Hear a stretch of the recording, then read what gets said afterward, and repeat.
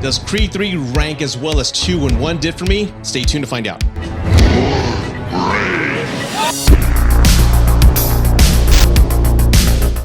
For those who don't know, I am a big Rocky fan. I love that franchise with all my heart. It's possibly one of the top 3, if not 2, maybe 1 of my all-time favorite franchises. Rocky is close to my heart. I grew up watching it with my dad. And Creed, when it came out in 2015, was the first video I ever posted on YouTube. Check it out if you want to see it. But it's, in my opinion, Rocky, the story is so relatable in so many ways, and Rocky is probably one of the most relatable protagonists to ever be on the silver screen. And I've said many times that Ryan Coogler, Michael B. Jordan, Stallone, everybody involved in Creed showed Hollywood and showed everybody what rebooting a franchise should be. You respect the history of the material, you respect the characters that Stallone created, and you build off that. It's authentic, it's perfect, and again, it even had Stallone nominated for an Oscar back in 2016 for reprising his role, which he was nominated before back in 76.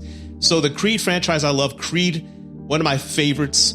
Part 2, I loved it because, again, it was inevitable seeing, Drago killing Creed, and now you have the children fighting. That made perfect sense, and now we had Creed 3. I felt they should have left the franchise alone with Part 2. It was a perfect ending, in my opinion. But here we are in Creed 3, and here are my thoughts. Adonis has been thriving in both career and family life, but when a childhood friend and former boxing prodigy resurfaces, the face-off is more than just a fight. Creed 3 feels like a natural progression of the character, which, again, I wasn't expecting. You have Creed, which is the relationship between him and Rocky. Creed 2 with the pressure of following in your father's footsteps, and 3 is just an Adonis story. The movie begins with him sneaking out of his mother's house when he meets a friend who is a young boxing prodigy, a Golden Gloves winner, and he's got a future. And then, without giving too much away, Adonis does some things, and it ends up getting his friend in trouble, and he's locked away for 18 years. I have to admit, from a Rocky franchise type of movie, I had never felt that guilt before. Like, hey, I'm partially responsible for this guy going to prison for 18 years, and now I've got to go out of my way. You kind of feel obligated, so you completely understand the motivations of Adonis and the good intentions in helping his friend, played by, I don't know his name, but his name is Jonathan Majors. Damien was his name. And I have to admit, I know he's in the Quantum Mania film, and I don't know how his acting chops are in that film because I will never see it. But my God, the acting between Jonathan Majors and Michael B. Jordan, props, man, because I truly felt the pain with Jonathan Majors, the way he was acting, the portraying of the character, and just the guilt, and just like, it should have been me. I totally felt that throughout the entire film. And also Tessa Thompson, who plays Bianca, she did an amazing job in this movie because I can see the role of Adrian in her with these movies, especially in Creed 3. She sees that Adonis is going through some guilt and some items in his head. He's not acting like himself, but the way she speaks with him and supports him from a distance was very Adrian-like. Another thing that I loved was the ending. We've seen many fights with Rocky movies, and usually the fight is not the whole point of the movie. It's a journey to the ring, and the ring is more or less the culmination of all the conflict that the character and the villain are facing. And I love how this film, for the first time in all the Rocky films, took a personal approach with the depiction of the fight, having all the past traumas more or less surface within the fight and having the audience kind of muted. And it's just them two, because that's really who the battle is between these two gentlemen. It's their histories facing off right now as a grown man. So I was kind of put off at first, but then the more I sat on this, I'm like, yeah, this does make sense.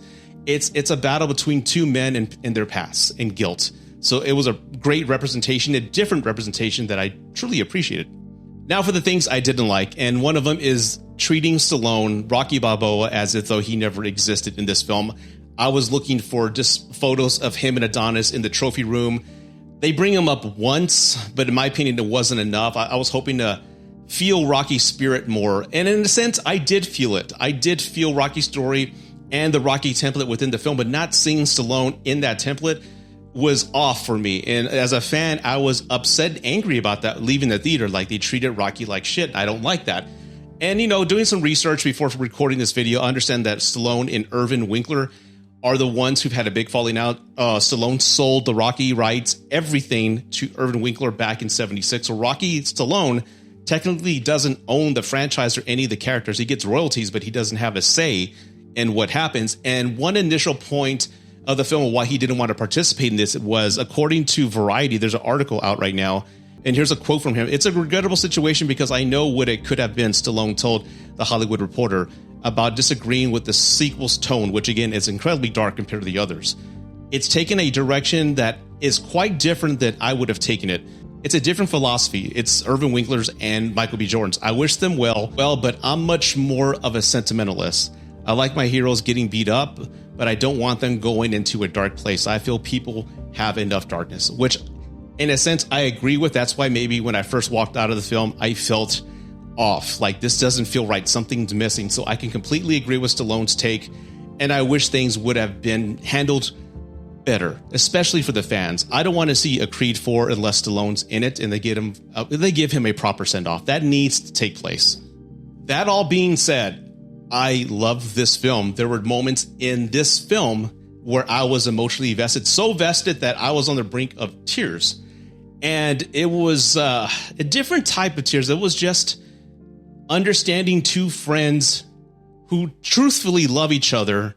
They wish circumstances could be different, but yet here they are fighting. And I think that's what hit me more. It wasn't one man's personal story. It was both.